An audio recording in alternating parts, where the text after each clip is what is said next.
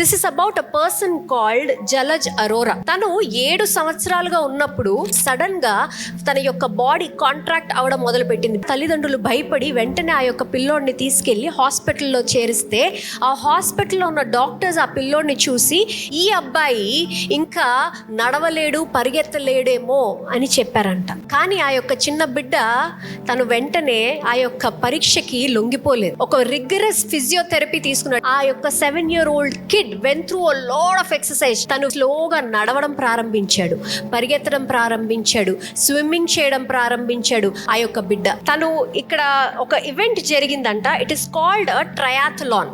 He ran for 21 kilometers. He cycled for 90 kilometers and he swimmed for 2 kilometers and he won the Ironman event by coming third ఈ యొక్క event లో. And you know what?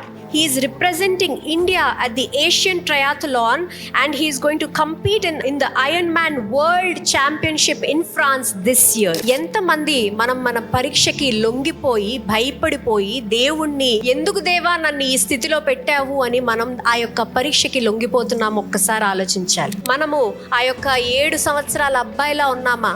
ఆ అబ్బాయి పోరాడమే కాకుండా జయించాడు. ఈ రోజు ధైర్యంగా నిలబడి భారతదేశాన్ని రిప్రజెంట్ చేస్తున్నాడు. What are we doing?